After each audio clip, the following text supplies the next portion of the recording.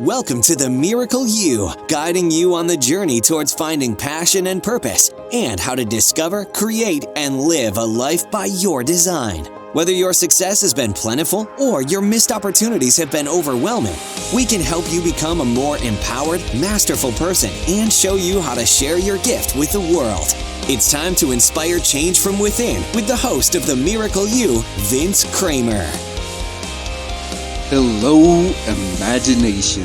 I'm Vince Kramer, your host, and welcome to the Miracle You, where you learn about the magic of living your life by finding the example in real life.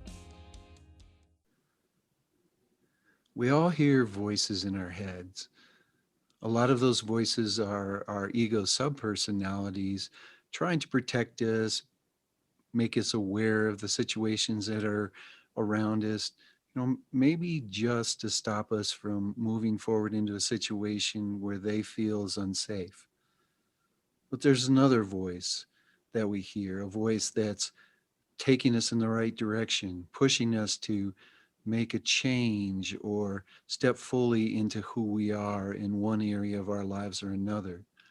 Usually that voice is accompanied by the feeling that we have inside, just a knowingness of, this is the right direction, or this is what's for me, and this is what's been missing in my life.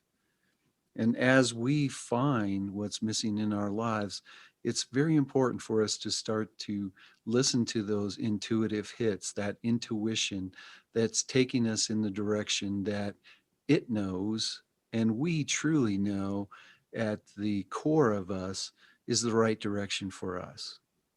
It's very important for us to see and hear the possibilities as they unroll in front of us. I'm with Angella Johnson today, and Angella is where soul meets strategy and intuition meets action. After losing $40,000 on her first women's conference and then investing over $250,000 on coaches, programs, and courses within 6 years, Angella stopped trying to fit herself into other people's one-size-fits-all formulas. She now teaches other entrepreneurs how to lead their own unique path and take up more space in the world with their big ideas so they get paid well for the work they love to do. Angella Johnson, are you ready to share the miracle of you with the imagination? I am. I'm so happy to be here. Thank you so much, Vince. I'm excited too. As we delve into Mary and I, as we looked at your work and what you're bringing to the world right now, it was like, wow, we truly resonate with Angella. So I was excited to see that finally your episode was coming up and we have a chance to talk with you. So thank you for coming. First, would you share a little bit more about what you're doing outside the intro so people understand who you are? Yeah, so I've been in the marketing world for quite a while. So outside of business, I love art. I love creativity. I've always been that person that's asking a billion different questions. And so the thing that I have in common, I have these pinpoints throughout my entire life of asking questions, being really curious, and just really looking at, like, I'm sure that there's another possibility here. So I've always believed in possibilities, sometimes to my detriment, where I've actually used possibilities to almost as a spiritually overriding technique of, like, nope, this is a way to avoid reality. So I'm happy to say that I have that balance there. I live in Utah on the unceded territory of the Eastern Shoshone people, which is also called UNT Utah, right at the base of the mountains with my husband. And we just adopted a dog last year. So I'm now the person who takes selfies with a dog, something I would never, ever, tell myself I would never do. And it's that old saying of, like who rescued who in the dog mom relationship. So that's a little bit about me in a nutshell. Excellent. Thank you. I want to share, because this is audio, that Angella is just beaming. So the light that's coming from her is one that is an example for all of us to be following our hearts. And I could tell from the research that I did, Angella, that you're truly following your heart. 20 years of marketing, and then you made the decision to step out on your own and move into the entrepreneurial world. What was the impetus for that?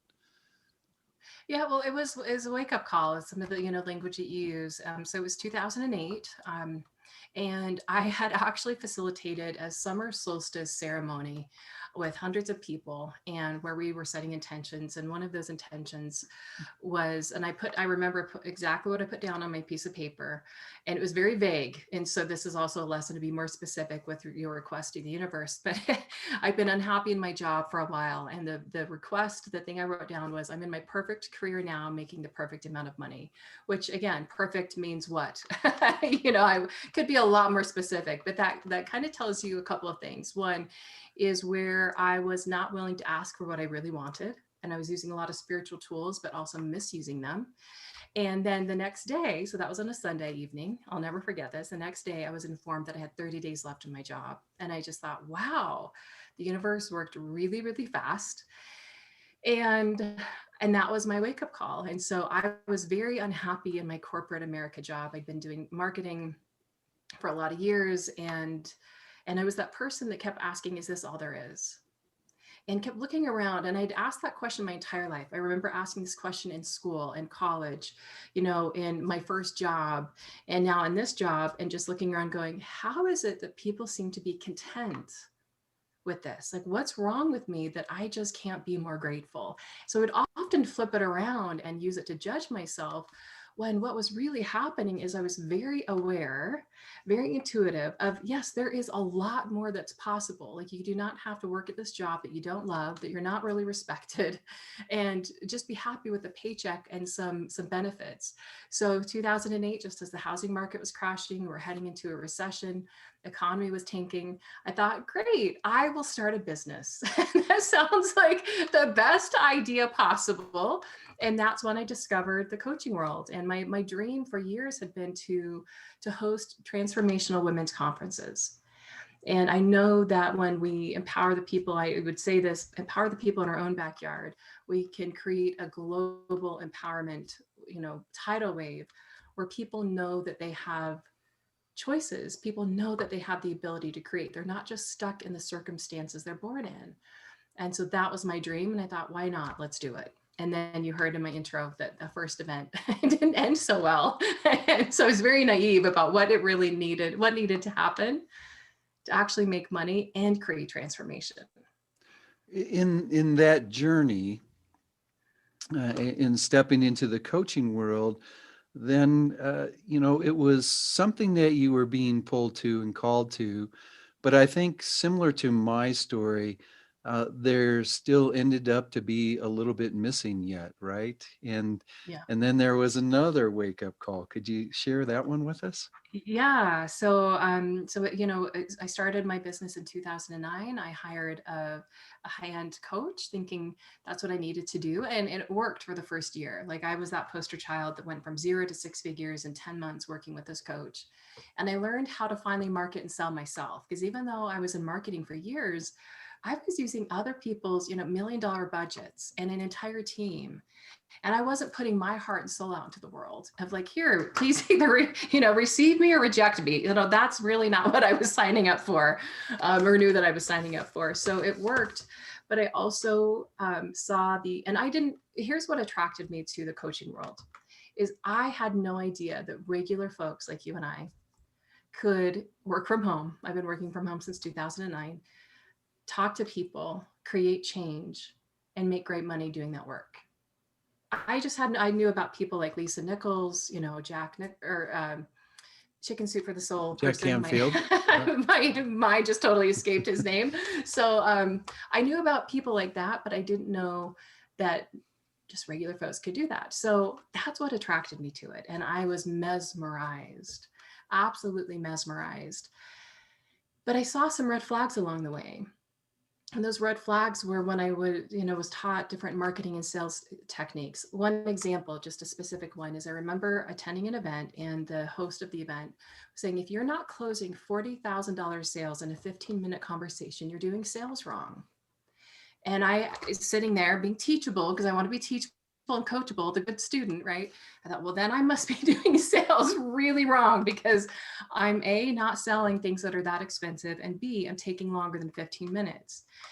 But when I received that input, I didn't notice what was happening in my body. It was very disconnected.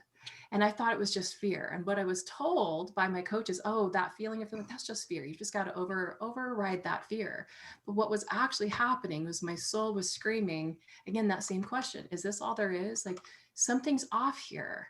What if he's not right? What if you're actually doing it great?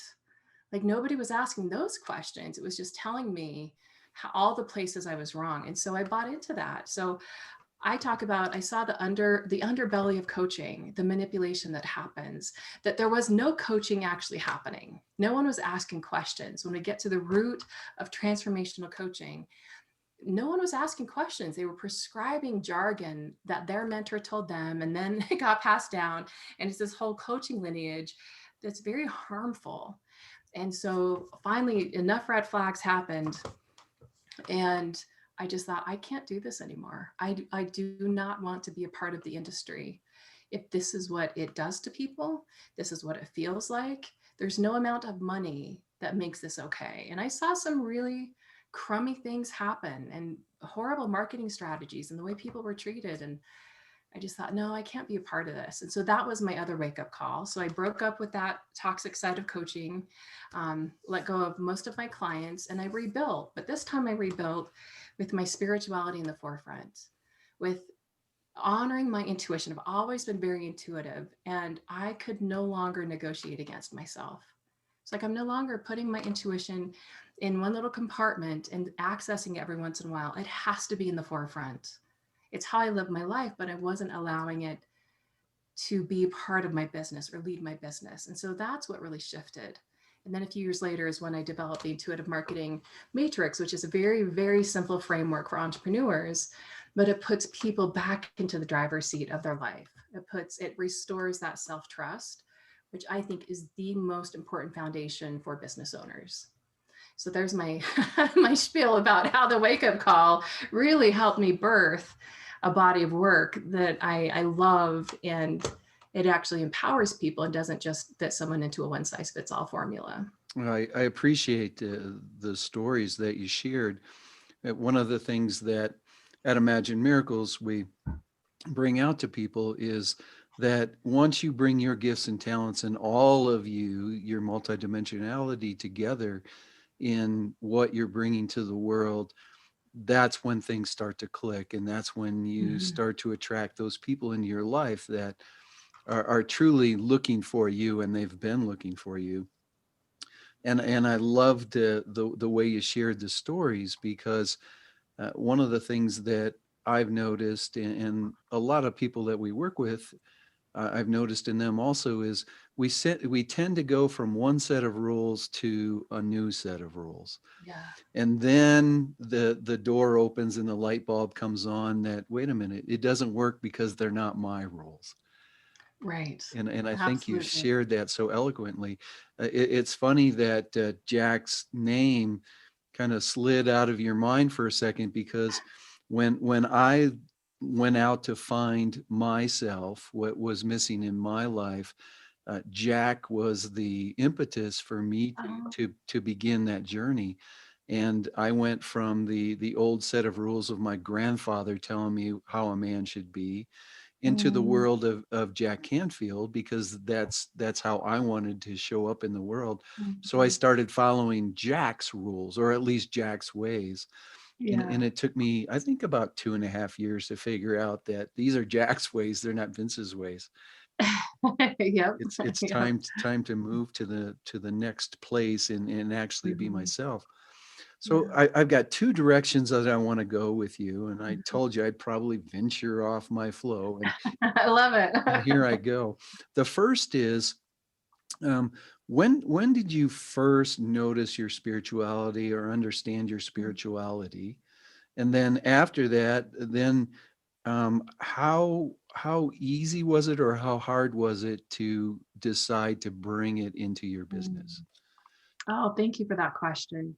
I noticed it when I was a child. I didn't have a label for it, like spirituality, or a definition for it, but I had these experiences where I would observe people and I would just know things. I would go into a family party and I would know who was stressed out or who wasn't.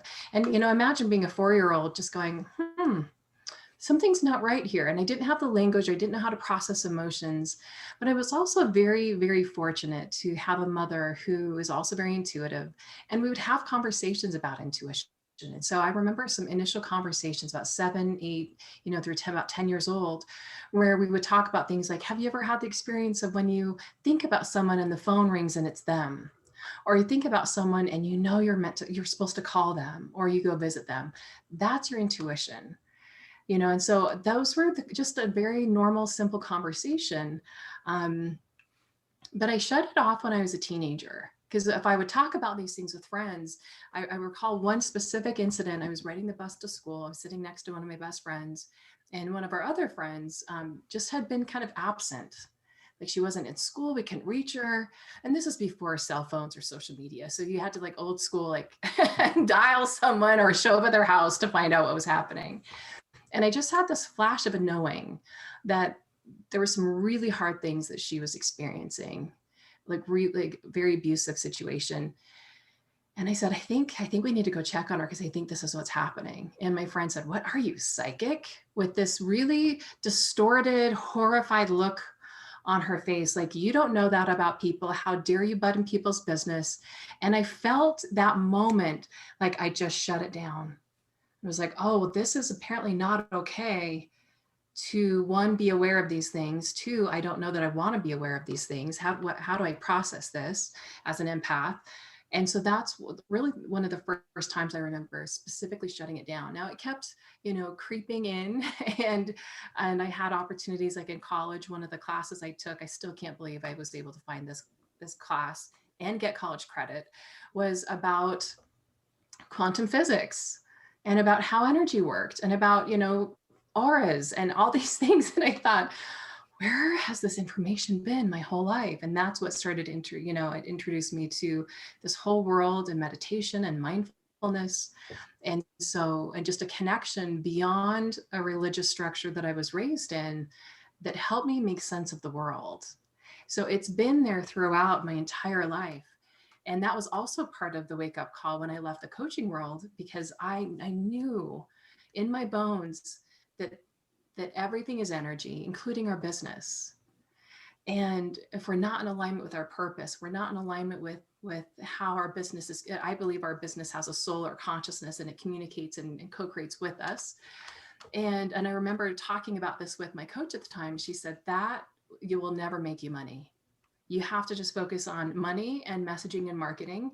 That's what people are going to pay you for. You can do that on your own time, but that's not the message you want to lead with. And I remember hearing that and feeling so deflated. Like, once again, I'm the only one in the world thinking about this, asking, is this all there is? This driving question my whole life. But that was a catalyst to, I remember when I burned it all down, the business down, let the coach go. And the thing I told myself, I said, I really have a hard time believing that I'm the only person on the planet who knows that there's more to business than just a marketing plan. Like, we've got to include all of us. I love that when you talk about like the multidimensionality, like bringing all of you to the table. That's the only game I want to play. Awesome. And I can tell by your energy, and I can tell by how you're coming across that is the game that you're playing, and that's the game that this world needs right now as we step further into that. How long did it take you to realize that you weren't the only one in the world? Yeah, I recall actually sending an email out to my existing newsletter list and saying, hey, here's my epiphany. And if you are not into this soul meets strategy conversation, intuition meets action conversation, the unsubscribe button is there for you. If you are wanting this conversation, this is where I'm heading. And the amount of replies I received were things like, I knew there was something else that you were going to be talking about. This is why I've been hanging around you. I couldn't quite put my finger on it. And yes, did some people leave and think, oh my gosh, you've gone off the deep end?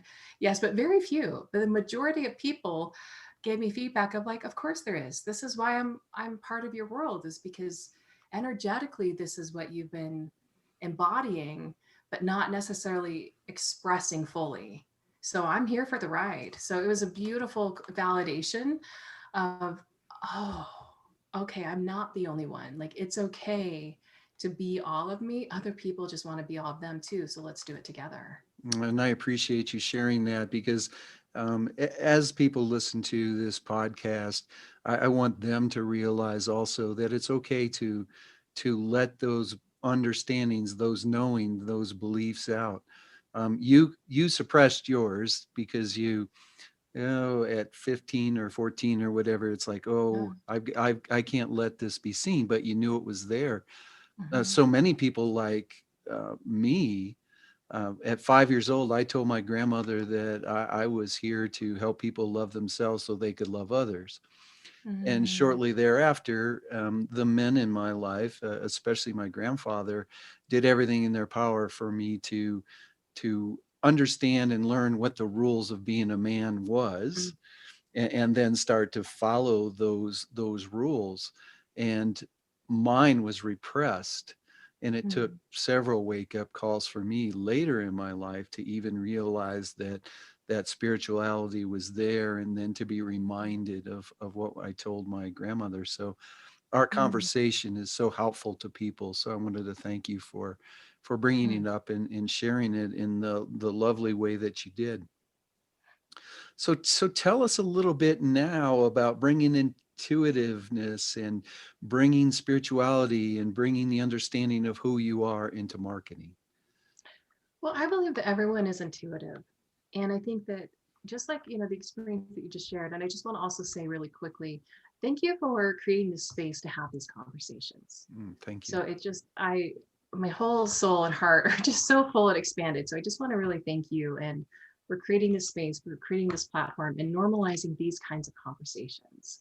So it's just a echo to to that intention that you told your grandmother. It's like, yes, you're doing that, so thank you. So with that, I believe that everyone's intuitive, but we've had this label about, oh, I have to be an intuitive, like I have to predict somebody's future or use tarot cards. It's like, no one can predict the future. Everything's energy. We simply just pick up on that energy. And so people might use a gut instinct, or they just have this knowing, or this thought that comes, that leaves as quickly as it came in. And we dismiss that because we haven't been taught to trust ourselves. You were taught as a little boy to trust that knowing of your heart of, this is what I'm here on the planet to do. That gets erased, that gets ingrained with, no, these are the rules of life. And it's about working really hard and following the system, whatever the system is. Many of us have multiple systems we're trying to navigate, which then makes it super confusing. And so when we can actually just really listen to ourselves, be curious, be willing to actually hear our inner voice, that's when life gets a lot easier. And so I started noticing that I lived my life this way, but I wasn't allowing that same kind of intuitive knowing or curiosity to be in my business. And I just started getting curious. I was like, well, let's just do the grand experiment. I'll use my business as the experiment of, I wonder if I actually use my intuition, if I actually communed with my business, communed with the program. So for example, when people say, well, what's the best day of the week to send my newsletter? I'm like, well, what's your best day of the week to send a newsletter? Ask your newsletter what day of the week it wants to be sent. And I get these looks like, what are you talking about? I'm going, it's all energy. Everything is energy. We can commune with energy. So what if we actually started leading that way? And there are many people, Richard Branson talks about this. Steve Jobs talks about intuition. Oprah talks about intuition. So this is not anything new, but I don't think that it's as normalized as I would love to see it. That what would happen if more of us actually used our intuition, trusted it, and made decisions based on that, rather than, well, what's getting the best open rates and what's the best marketing strategy. And it's the best doesn't exist. It's what's aligned for you. And the only way to know that is to consult yourself instead of asking everyone else. I will say this really quickly before I wrap up is, sometimes when people hear this, they're like, oh, great, I don't need a coach. I don't need any outside support. I can just do it on my own. That's not at all what I'm saying. Is yes, be coachable, have support around you. But at the end of the day, it's you that has to make the best decisions for you. No one can tell you exactly what to do. As much as we might think we want that, I believe that what we really want is to have someone hear us, to see us, and to guide us so that we know what's best for us. Like that is an entirely different world and reality that we can create when more people do that. Just to kind of reflect back what you said, it's pretty much that we know our own answers, but that doesn't mean that we can't or shouldn't surround ourselves with people who have gifts and talents that support us in living Totally. our purpose. So could you share with us a little bit about soul message archetypes?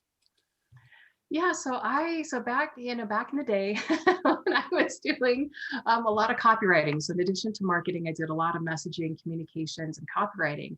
I've written, I mean, thousands and thousands of pages of copy for clients from a lot of different industries. And I was actually attending a mastermind retreat, and I just kept. So it's one of those questions.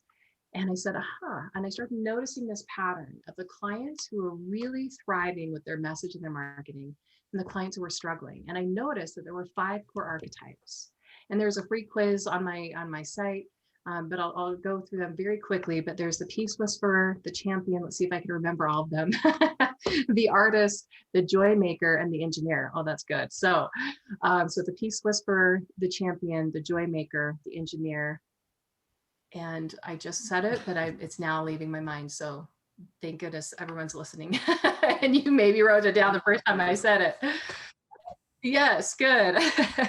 But the reason I mentioned those is they're the 5 core personalities. So one of the things that you said when you talked about that conversation you had with your grandmother, I'm here to essentially show people that they are loved and that they can love. That's the core essence of a peace whisperer, is that's their whole motivation of why they are in business, why they love the work they do.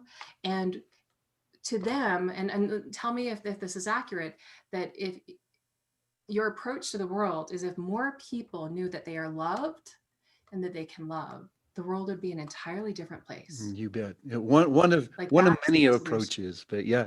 Right. Yeah. And so my primary archetype is the champion. And so the champion is about really championing the underdog, but they're champions of possibilities. And so they're here to empower people to know that they can choose and create. And there's not this, hard line of you're one or the other. You typically have a leading archetype. So when I was paying attention to these patterns of clients who were having a hard or an easier time with visibility, clients were just coming to them. They had an effortless message that they were sharing. I started noticing they had roots in this essence of, oh, this is what they're about in the world. And they're shining that light. They're showing people that's what they do. And that's what makes sense. But how they're thriving. But the missing piece was not everybody is connected to what I titled the soul message archetype. Not everyone is connected with that. It's there, but we just need to connect people with that. And then the next step is, okay, then what's the marketing message? Because a lot of heart-based entrepreneurs also are trying to market from that soul message place, but that soul message, that's your essence. That's your purpose. That's your why. And while that can be effective in marketing, we have to also translate that into how does this help somebody solve a specific problem or achieve a certain result? And that's where the marketing message. So it's like a layering system. We have the foundation, which is your soul message. And then the next layer is your marketing message. And so it was a meditative process. I pulled an all-nighter. It's like I just channeled this whole system. And then when I shared it with my mastermind, because remember I was at this mastermind retreat, I said, hey, I had this idea last night to help people with messaging. What do you think? And the entire room was like, I think you're onto something here. This makes sense. And so now I've taught it to hundreds of people. And this often solves this, what am I here to do on the planet and how to communicate that? This helps people connect with that. And I'm not saying there are only 5, archetypes of what your soul message or your purpose can be, but it does help you narrow things down a little bit. Awesome. Thank you so much. Believe it or not, we're running out of time. So I wanted to give you I know. an opportunity to share. What's the one thing that you would like people to take away from this podcast? One piece of advice.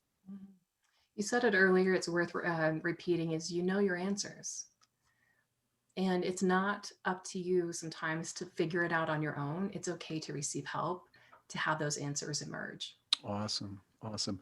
How can people get in touch with you and learn more about what you're doing?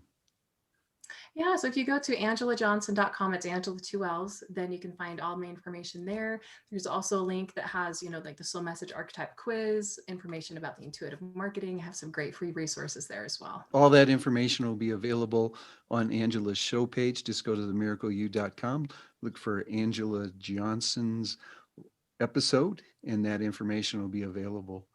Angela, thank you so much for spending time with us today, sharing who you are, sharing your story on how you step fully into bringing your purpose to the world. And it's lovely to see someone so excited and so happy about what they're sharing with the world. Well, thank you so much for the opportunity again. Thank you for having these conversations. It's been an absolute pleasure. Thank you. You're welcome. On behalf of Mary, my wife and business partner, the entire team at Imagine Miracles, we wish you a miracle day.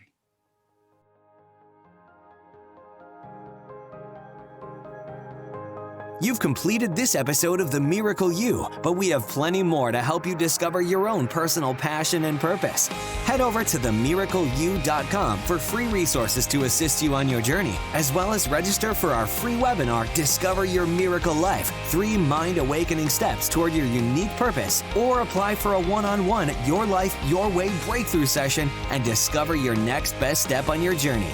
All available exclusively on our website. That's themiracleyou.com. We look forward to sharing more experiences of passion, purpose, and life by design next time, right here on The Miracle You.